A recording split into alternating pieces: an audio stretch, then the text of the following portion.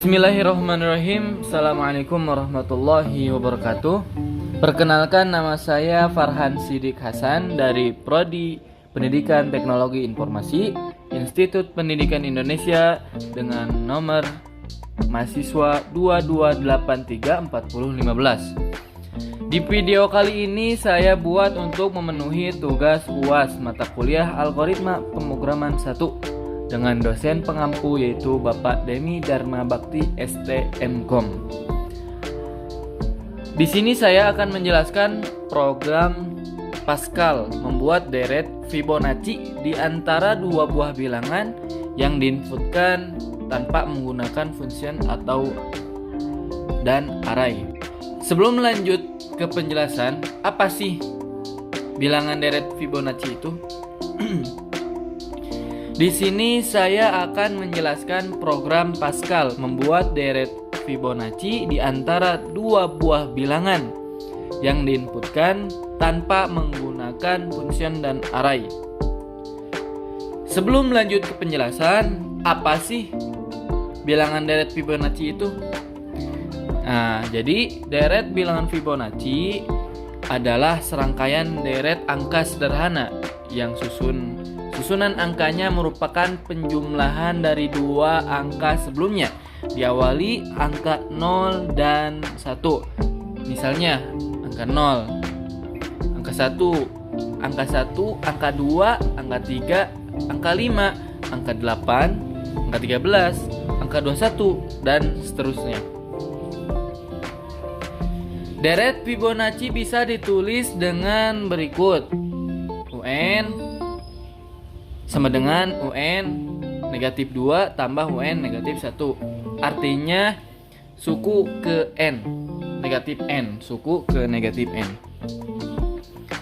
Oke, di sini saya sudah membuat program Pascal membuat deret Fibonacci di antara dua buah bilangan yang diinputkan tanpa menggunakan function dan array.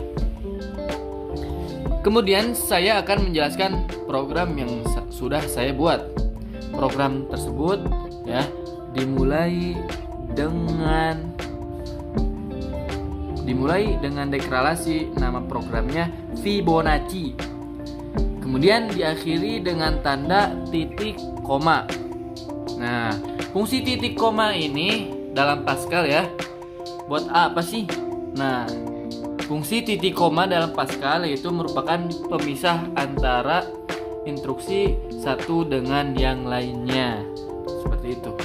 Kemudian pada baris selanjutnya saya menggunakan uses CRT.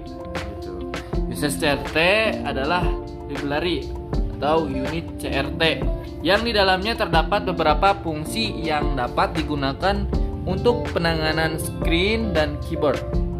Contoh-contoh fungsinya CLRSCR, Gotoxi, Text Color, Text Mode, dan lain-lain. Nah, kemudian di baris selanjutnya saya menggunakan deklarasi variabel yang akan digunakan dengan program, yaitu dengan angka N, M, I, J, dan K. Nah, titik 2 integer, titik koma. Dengan tipe data dari variabel tersebut adalah tipe integer. Apa sih itu tipe integer? Nah, jadi teman-teman, tipe data integer adalah tipe data yang terdiri dari angka bulat. Tidak mengandung nilai pecahan atau nilai desimal, seperti itu. Nilai ini bisa berbentuk angka positif maupun negatif. Kemudian di baris selanjutnya menggunakan begin untuk memulai tubuh program, dan begin ini tidak memakai titik koma. Nah, jadi begin itu untuk memulai gitu ya. Jadi begin ini untuk memulai dan tidak memakai titik koma. Nah, kemudian di baris berikutnya menggunakan perintah CLRSCR. Titik koma. Perintah CLRSCR pada Pascal digunakan untuk membersihkan layar dari semua teks yang ditampilkan sebelumnya. Jadi buat ngehapus gitu ya, membersihkan. Nah, di sini karena di sini juga membersihkan, jadi mungkin menghapus seperti itu. Ini digunakan untuk menghapus output sebelumnya dari program dan penyimpanan layar untuk output baru. Nah, seperti itu. Kemudian di baris berikutnya ada write.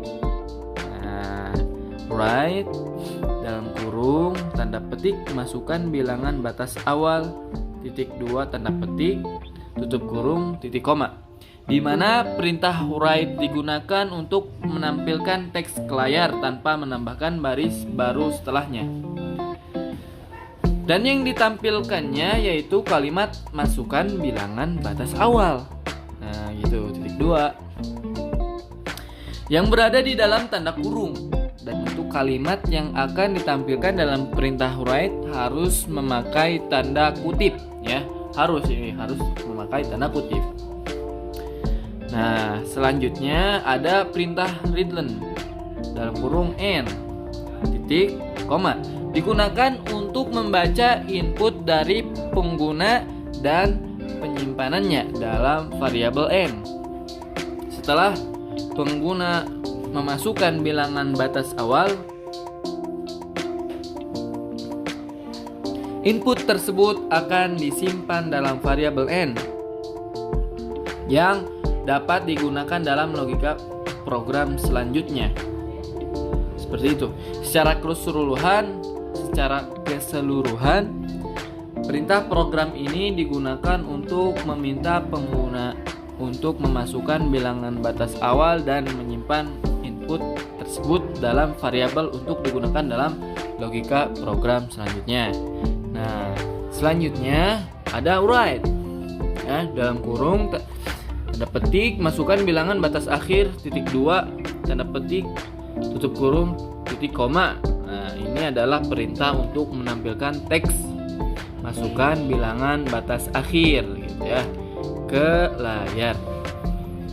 Ini digunakan untuk mengarahkan pengguna untuk memasukkan bilangan batas akhir yang diinginkan. Seperti itu. Nah, kemudian ada perintah readline lagi ya dalam kurung M. Ini adalah perintah untuk membaca input dari pengguna dan menyimpannya dalam variabel M. Seperti itu.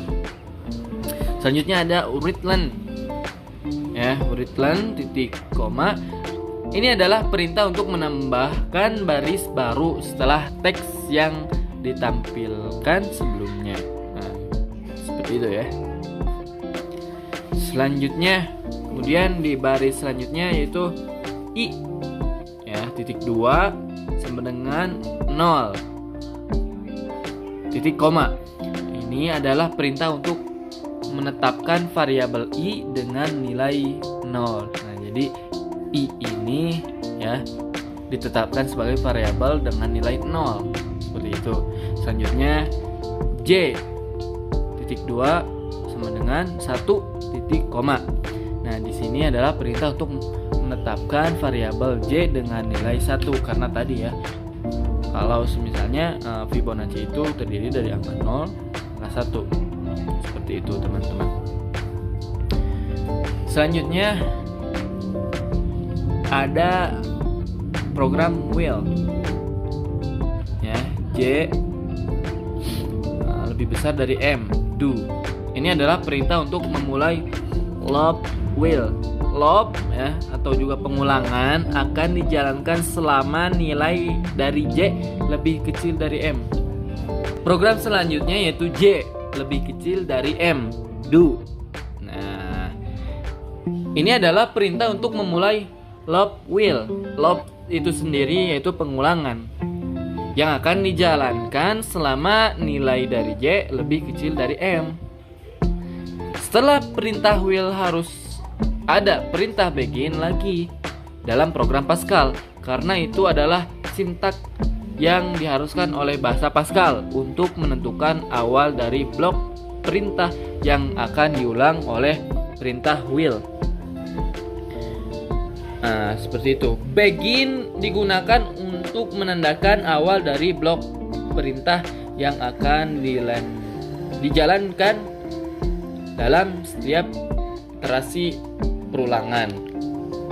Nah, kemudian di baris berikutnya adalah kode yang akan diulang dari perintah will do tersebut, yaitu K, ya. K titik 2 sama dengan I tambah J titik koma. Ini adalah perintah untuk menghitung nilai dari K dengan menambah nilai dari I dan J. Nah, seperti itu. Kemudian I titik 2 sama dengan J. Nah, sini untuk menetapkan nilai dari I sebagai nilai dari J. Seperti itu. Dan juga selanjutnya J titik 2 sama dengan K itu untuk menetapkan nilai dari J sebagai nilai dari K. Nah, seperti itu ya. Kemudian di baris berikutnya ada perintah if, ya. If dalam kurung K lebih besar sama dengan N tutup kurung. N, ya, dalam kurung K lebih besar sama dengan M tutup kurung, then. Nah, dan K lebih besar dari M. Program tersebut berfungsi jika nilai K lebih dari sama dengan nilai N dan nilai K lebih kurang dari sama dengan nilai M. Maka dilanjut di perintah berikutnya, yaitu write, ya, dalam kurung K, koma, tanda petik, spasi, tanda petik, dalam kurung, titik, koma. Itu untuk menampilkan nilai dari K dan tambahan spasi setelah itu, ya, seperti yang tadi sampaikan. Selanjutnya ada N titik koma, menandakan akhir dari blok if, ya, bukan semuanya tapi hanya blok if saja, seperti itu. Nah, kemudian N lagi titik koma, perintah akhir dari will do, ya. Jadi setiap N di sini itu berfungsi bukan hanya untuk semua, tapi ada bagian-bagian tersendiri, ya, seperti halnya yang sudah disampaikan tadi. Kemudian baris selanjutnya yaitu readline, menunjukkan bahwa perintah ini akan dijalankan sebagai program selesai. Dengan mendapatkan perintah readline sebelum N titik, ya, program akan menunggu input dari user sebelum program dihentikan. N titik. Nah, perintah N titik menandakan bahwa segala aktivitas yang ditentukan oleh struktur kontrol atau prosedur sebelumnya telah selesai dilakukan dan program akan melanjutkan eksekusi dari baris kode setelah perintah N titik. Jadi seperti itu, ya.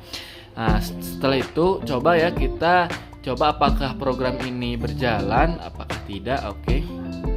Nah, berjalan, ya, teman-teman. Kita coba tadi, ya, angka 1. Kemudian angka yang keduanya itu ulang.